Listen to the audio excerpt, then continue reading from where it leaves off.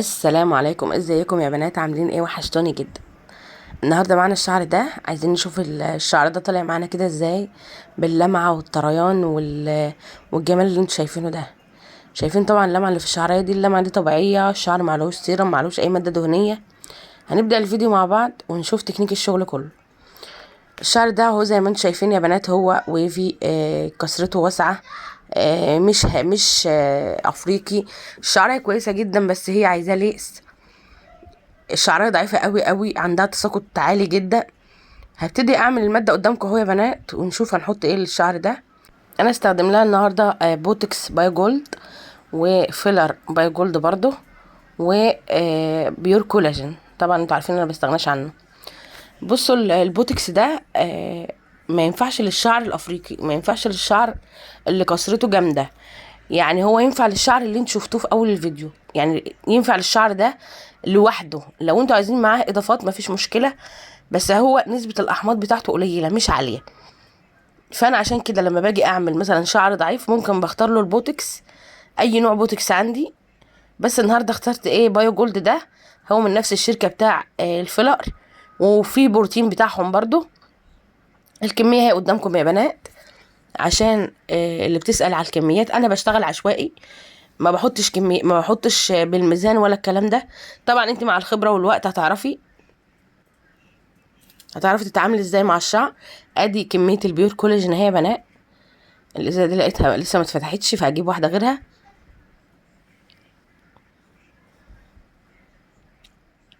اهي. دي نسبة البيور كولاجين قد قيمة معلقة صغيرة. هو معالج بيغلف الشعراية، امن جدا. بيعيد روابط الشعرية حتى لو الشعر مأستك، بيخلي الشعرية تقل تساقط. مرمم جميل قوي، بيعيد روابط الشعرية كلها. انا الصراحة ما بستغناش عنه. ال- المواد دي اهي قدامكم، ده اللي انا اشتغلته في الشعر ده. هتخلطوا المادة كده لحد ما بتبقى قدامكم كده كلها راحت في بعضها. بصوا هي كده شبيهة للبروتين، يعني هي قدامكم كده شبيهة للبروتين. نبتدي ناخد التوزيع بقى، هوريكم التوزيع لان انا كنت بصور والكاميرا لقيتها فاصلة. بصوا، او شعرها مش وحش اصلا، بس احنا بنعمل لها حاجة اقل ضرر. يعني عندها تساقط عالي جدا، لان في قشرة في الشعر، قشرة دايما. انا ببعد طبعا عن الجذور، ما قفلتش فروه ولا اي حاجه يا بنات. التوزيع قدامكم اهو. انا النهارده هطول لكم الفيديو علشان البنات اللي معايا اللي حابين يعرفوا اكتر التكنيك بالظبط. انا هاخد الخصل كده زي ما انتم شايفين يا بنات اهو. حتى التوزيع كل حاجه النهارده ما سبتهاش وما سرعتش الفيديو ولا اي حاجه. لازم وانتوا تسحبوا الخصله يا بنات تكون الخصله مظبوطه، اذا كان في سحب في حط الماده او في الكوي. الخصله لازم تكون على سوى واحد، مش مزجزجه طالعه نازله كده، لا. الخصله تكون مظبوطه، عشان وانتوا بتحطوا الماده ما توصلوش الماده للفروه. وعشان لما تيجوا تكووا ما تكووش، ما تخلوش حته طالعه مكسره وحته طالعه ستريت. لو الخصله مظبوطه من فوق، هتيجي معاكي المكوه مظبوطه وكل حاجه مظبوطه. توزيع الماده يا بنات، لازم تدلكوا الشعرايه كويس قوي. انا بديش الشعرايه اكتر من حقها، ما بديش الشعرايه، ما بهدرش في الماده نهائيا، لان الموضوع ده مش عايز الكتره. مش فكره ان انت تغرقي الشعرايه فهيطلع معاكي مظبوط، لا. انتوا زي ما انتوا شايفين اهو، انا بحط على قد الشعرايه ما هي عايزه بس، ولا زياده ولا اقل، لان انا كده كده بشطف، فحرام ان احنا نضيع الماده في الميه.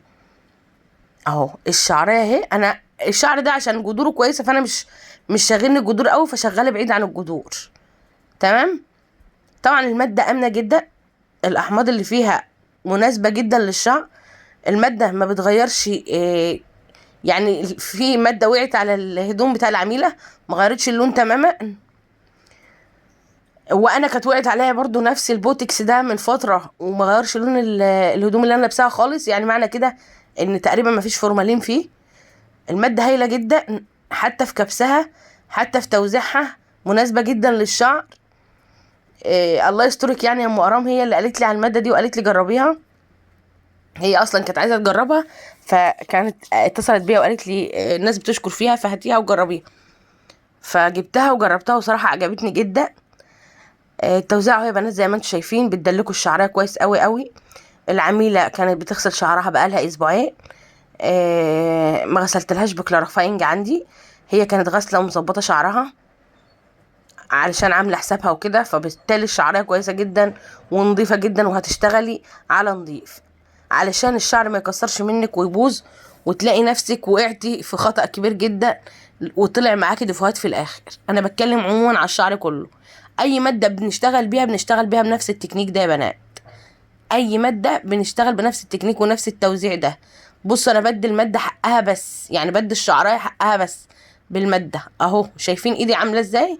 ايدي طالعه نازله بتدلك الشعرايه، وبروح سحبه بالمشط كده بحيث ان المشط يكون وصل الماده لكل الشعر اهو يا بنات قدامكم. اتفرجوا على الفيديو للاخر، ما تقطعوش الفيديو وتشوفوا النتيجه قبل وبعد والكلام ده، بس انا بقول كلام مهم في الفيديو. انا هنا كنت خلصت توزيع الماده يا بنات، وهسيب الشعر مفروض كده ساعه. انا سيبته ساعه بس، ما كترتش عن كده، لان الشعر اصلا زي ما انتم شايفين ناعم مش محتاج اي حاجه. هتسيبوه مفروض، ولا تحطوا بركاب حراري، ولا تشتغلوا بجهاز، ولا تحطوها تحت جهاز الاستشوار، ولا تعملوا اي حاجه. في ناس لها طرق تانية، مثلا في بنات بشوفها بتقولك احنا بنشمع بالاستشوار الاول. لا انا ما بحبش كده، بسيب العامله كده ساعه وهاخدها على الحوض اهو قدامكم. هغسل لها شعرها هنا شطف كامل. انا كنت شطفت الماده شطف كامل يا بنات. بصوا اهو، انا مش مسرعه الفيديو، مش عامله اي حاجه، انا جايبه لكم النهارده الماده من اولها لاخرها علشان مفيش اي حاجه تفوتكم. بصوا اهو الماده كلها نزلت اهي يعتبر، وتاني وهشطف تاني. هي خلاص الماده اتشربت، فما تخافيش، ما تقوليش لا انا مش هشطف الشعر، لا لو شطفت الشعر هيطلع بايظ او هنزل الماده في الميه. لا اشطفي ما تخافيش، الشعريه نظيفه واخده الماده كويس، شاربه الماده، مستحيل ما تقبلش، مستحيل تبقى الماده كلها نزلت من الشعرايه، لان المسام اصلا كانت مفتوحه، خدت اللي هي عايزاه وخلاص. هنا نشفنا الشعر 100% زي ما انتم شايفين يا بنات. الشعر هدا تماما من غير كبس ولا اي حاجه. انا بنشف هنا باستشوار هوا سخن، بس ببعد الاستشوار زي ما انتم شايفين عشان ما بخرش الماده الباقيه في الشعرايه. وهنبتدي نكبس الكبس بقى يا بنات. زي ما انتم عارفين الكبس بناخد خصر رفيعه، ما بنقربش من الفروه كتير. انا هنا بصوا خدت الشعريه كبستين 3 بس، يعني هنا اهو ما زودتش كبس خالص. انا يمكن في الكبس دلوقتي عايزه اجيب الجزء الامامي اكتر، لان ياسمينة حبيبه قلبي طلبته مني. فالحته اللي ورا دي مش هنأكد عليها قوي، يعني انا مسرعاها لان هو الفيديو طويل اصلا، الفيديو حوالي نص ساعه. فانا عايزه اديكوا اكتر خبره واقول لكم كل معلومه انتوا بتطلبوها مني على الخاص. هنا لون الشعريه بيغير من تاني كبسه او تالت كبسه. انا يعني الشعريه دي كبستها حوالي 3 كبسات 4 كبسات بالكتير خالص زي ما انتوا شايفين اهو. المكوه اللي في ايدي جلامور، ليما جلامور، المكوه هايله جدا، بتكبس كبس مش طبيعي، ما بتأذيش الشعرايه نهائيا. نظافه المكوه بتنضف بعد ما بتخلصي، بتمسحها بفوطه وبتنضف على كده وما فيهاش اي حاجه. نجيب بقى الجزء الامامي ده عشان ده الطلب مني اهو يا ياسمينة. بتاخدي كده الخصله كده على جنب وبتشتغلي عادي خالص. بصوا عشان البنات اللي بتقولك ايه اصل الماده نزلت من الشطف، لا الماده بتبخر اهي، في بخار طالع من الماده اهو. يبقى ازاي الماده خرجت؟ لو مفيش ماده ما كنتش شفت البخار اللي قدامك ده اهو. وانا شاطفه قدامكم يعتبر شطف كامل. بصوا لون الشعريه خلاص بيغير اهو يا بنات اهو. دي كان تاني كبسه اهي، ناخد معاها 3 كبسه اهو. ادي الشعرايه يا بنات، ادي الشعرايه بالظبط 5 كبسات بالسريع، يعني اللي هو ايه انت شايفه قدامك فانت بتاكدي لون الشعريه غير، فانت بتاكدي عليها وخلاص اهو. لكن في ناس بتاخد مثلا الجذور 10 كبسات وتمشي على باقي الشعر 10 كبسات، لا انت لو الخصل ماشيه معاكي، انت ماشيه بالمكوه بسرعه، المكوه على ما بتنزل تحت شويه بتهدى شويه، بتطلعي فوق تاني، فبتبقى المكوه معاكي هاديه، مش اللي هو ادي ادي ادي والمكوه ايه يعني معاكي سخنه. في ناس تمسك المكوه تك تك تك تك تك ورا بعض، المكوه هنا بتبقى نار، لان انت ما بتاخديش حته طويله فما بتلحقش تهدى شويه، ما بتلحقش تهدى معاكي شويه على ما تنزلي الاطراف الشعر. هي المكوه سخنه اصلا، المكوه بتبقى سخنه، فانت تاخدي الجذور لوحدها، فتفضلي ايه تكبسي 1 2 3 4، ما تاخديش الشعريه اللي اخرها لا. فهنا بتبقى ايه الجذور نفسها قصيره، ما بتاخديش انت الاخر الشعرايه، فلما بتاخدي الشعرايه بطولها زيي بتكون الماده خلاص، المكوه خلاص يعني حرارتها هدت سيكه من فوق، فبالتالي بتدي معاكي اللي هو لا في حرق في الشعرايه ولا الشعرايه فيها ديفوهات. انت بتاخدي الشعرايه الخصله كامله من فوق لتحت، كامله زي ما انتم شايفين كده يا بنات، من فوق لتحت اهو، من فوق لتحت، من اول الجذور لحد الاطراف، مش من فوق تاخدي نص الشعرايه كذا كبسه ورا بعض فبالتالي الشعرايه تتحرق منك، لا. اهو انا لقيت حته غامقه، عيدي عليها تاني، لقيت الشعرايه لونها غير معاكي، اكبسي كبسه والتانيه تاكيدا وسيبي الشعرايه. شفت اهو، ده الجزء الامامي.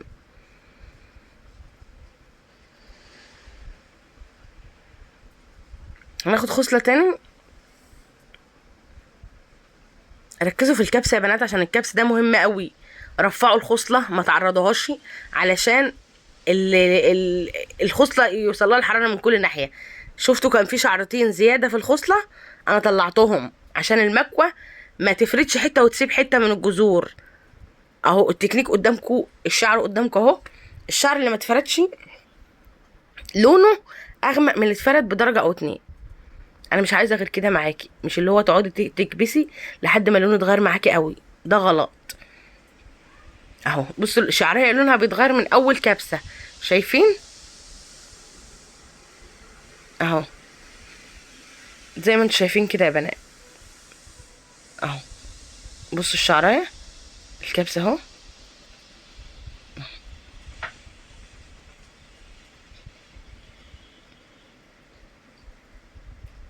اهو يا بنات الحته اللي قدامها انا سبت الشعريه دي كده خلاص، الخصله دي حوالي 3 كبسات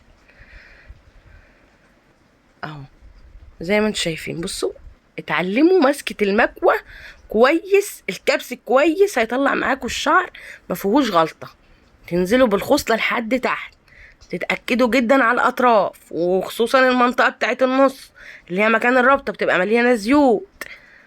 ما تصعبيش حاجه على نفسك، ولازم يطلع معاكي ديفوهات في الاول عشان تتعلمي من اخطائك. لازم ما تخافيش لو اول شعر طلع منك فيه ديفوهات او باظ منك كله واتيفر، مش مهم، المهم ان هيحصل الاحسن وهتتطوري وهتبقى شغلك احلى بكتير من دلوقتي. بتعيدوا تاني كده على الاطراف، المكوى اساسا بتبقى خلاص هديت شويه، فانتوا بتاخدوا خصلات عريضه ورا اهو، بتنزلوا كده على الاطراف معاكوا تاكيدا للفرد اهو، مش هتخسر، كده كده هي اصلا اتكبست ما فيهاش دخان اساسا. ادي لون الشعريه يا بنات وانا شغاله، ادي شكل الشعرايه.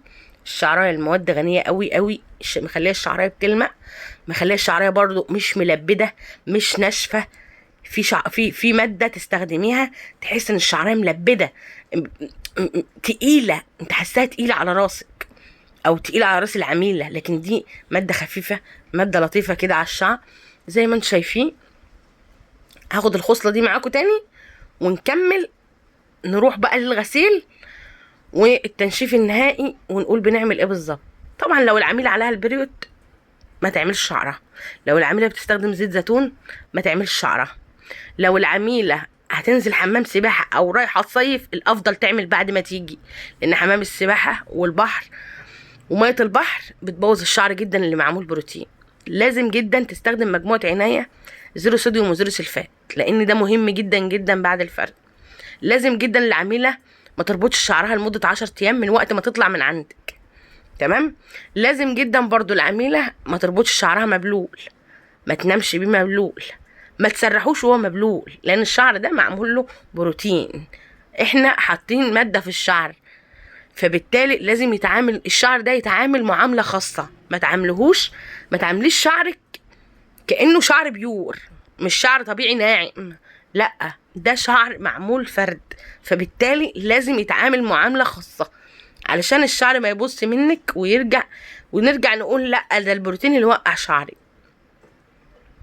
بالنسبه للناس اللي بيطلع معاها دفوهات، الشعر بيرتاح عادي جدا اسبوع 4 ايام ايا كان، وبيتغسل بشامبو العنايه وليس كلارافاينج، لان الكلارافاينج هينطر معاكي كل الماده اللي انت اشتغلت فيها بالشعر قبل كده. تستخدم مجموعه العنايه اللي هو الشامبو زيرو صوديوم وزيرو سلفات، وتجيبي العميله وتعيدي لها تاني بزياده نسبه الترميمات، وتحطي لها ماده على الحتت المكسره وتعيدي لها عليها عادي جدا، والشعر بيطلع معاكي مظبوط وزي الفل. وحاولي تتفادي ده من اول مره، لان القعدات انا مش بحبها. يعني حاولي تتفادي ان انتي ما يطلعش معاكي ديفوهات عشان ما تعيديش تاني، يعني عشان صحتك وعشان وقفتك وعشان العميله. والمواد والمكوى هي اهم حاجه، لان انتي لو بصيت لها هتلاقي نفسك بتخسري كتير قصاد ماده انت مش عارفه تجيبيها صح، وتعب وارهاق. يعني انت لو جبت ماده ومعلش عافرتي عبال ما جبتي مكوى كويسه، ده هيطلع معاكي شغل مظبوط وهيفتح لك بيبان تانية كتير. واهم حاجه يا بنات، اهم حاجه تجهيز الشعر، اهم حاجه لازم يكون عندك كلارافاينج، لازم يكون عندك ازازه كلارافاينج. ما عندكش ازازه كلارافاينج ممكن تستخدمي شامبو كلير، بس تخلصي الازازه على شعر العميله. انا هنا هاخد لكم بقى الحته اللي قدام علشان برضو انطلبت مني اهو. زي ما انتم شايفين كده يا بنات، انا المكوى درجه حرارتها ثابته عادي، ما وطيتش المكوى ولا اي حاجه. للمبتدئين عايزين توطوا المكوى وطوا المكوى، عايزين تعلوها برضو براحتكم. انا معليه المكوى زي ما هي، باكد على الحتت اللي هي ممكن تكون المكوى ما وصلتلهاش اصلا، فاهمين؟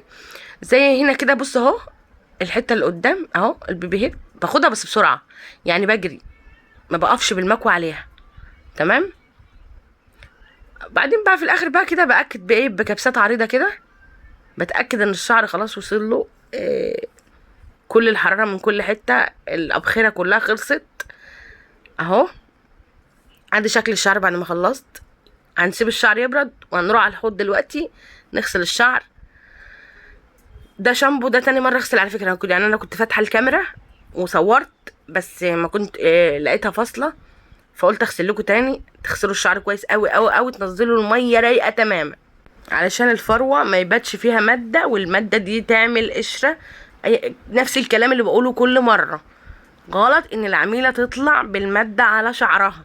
تاكيدا ليكي وتاكيدا للعميله. هي العميله لو انت روحتها من عندك مش غاسله شعرها عشان تفرح بالنتيجه مثلا، وراحت العميله دي غسلت شعرها ولقت فيه ديفوهات او لقت فيه حتت مكسره، طب ما هتكلمك هتقولك الو لو سمحت شعري مكسر. طب ما انت تتاكدي من النتيجه بتاعتك، عشان لو العميله برضو انت مطلعه الشعر 100% مفرود وهي راحت اساءت استخدام الشعر ده، يبقى انت ليكي عين ترد عليها، فاهماني؟ ده حاجه وده حاجه تانية.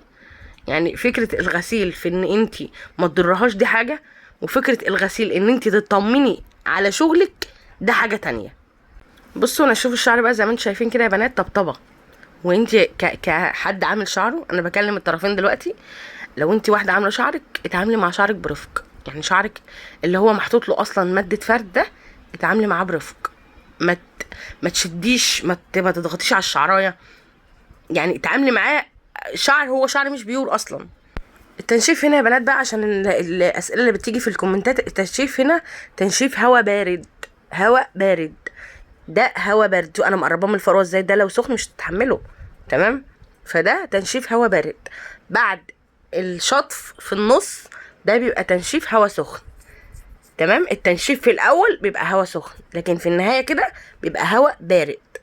لازم هوا بارد عشان احنا غاسلين لسه بميه ساقعه، فازاي حراره وميه ساقعه وبعدين هوا سخن؟ لازم نستخدم هوا بارد علشان لا قدر الله ما يحصلش اي تقطيم في الشعرايه، والشعرايه ما تجهدش واحنا شغالين فيها. احنا في نفس الوقت عايزين الشعرايه دي تطلع معانا شعرايه صحيه بلس الفرد. طبعا في ناس في الكومنتات بتقول هي اكيد عملت بروتين والشعر نضر، فهم ما عندهمش فكره عن المواد المعدله اللي هي اصلا نسبه الاحماض فيها قلت جدا، نسبه الفورمالين، في حاجات كتير قوي اتغيرت. انا عندي عملاء السابع وثامن مره يا بنات بيعملوا الجذور، فبالتالي لو هم شايفين اضرار او شعرهم اتضر او وقع ما كانوش جم ولا خدوا خطوه البروتين دي تاني اصلا. فالفكره ان المواد اتعدلت فعلا يا جماعه. عايزين تعملوا شعركم اعملوا، ما تخافوش خالص، ان شاء الله هيطلع كويس وهيطلع مظبوط. التنشيف 100%، دي لمعة الشعر الطبيعية يا بنات. انا هنا كل حاجة قدامكم، انا ما بخبيش عنكم اي حاجة. كل تكنيك الشغل ما بخبوش نهائي. اي حد عايزني في اي حاجة هسيب لكم رقم تليفوني في الديسكريبشن بوكس، هسيب لكم بعض الفيديوهات في الديسكريبشن بوكس برضو. عندي بيج على الفيسبوك اسمها نوسة جمال، اتمنى تتابعوني. ولو اي حد عنده سؤال يسأله في الكومنتات انا برد بكل صدر رحب، وبحب اسئلتكم جدا، وفرحانه جدا بشغل البنات، وفرحانه جدا بالناس اللي بتكلمني وبداوا شغل واشتغلوا وشغلهم بيطلع زي الفل. ويمكن في ناس عدتني بمراحل ما شاء الله عليهم. وبالنسبه للناس اللي عايز تعمل في المحافظات شعرهم، انا اعرف بنات في كل محافظه بيشتغلوا بنفس الماتيريال اللي انا بشتغل بيها. لو اي حد عايز اي متخصصه يتواصل معايا وانا هوصله بيها. انا بس مكاني بعيد شويه على الناس، فعشان كده انا عارفه بنات من كل محافظه شغالين بنفس الماتيريال بتاعتي، عشان لو واحده طلبت مني مساعده ان انا مثلا اوصلها بحد، او ان هي عايزه تعمل شعرها والمكان بعيد عليها، فاقدر اوصلها بيها. دي كانت نتيجه الشعر معايا يا بنات. يا رب يكون الفيديو عجبكم. عايزه لايكات كتير، واللي مشتركش في القناه وبيشوفني لاول مره وعجبه شغلي يشترك في القناه ويفعل زر الجرس عشان يوصل كل جديد. سلام يا بنات.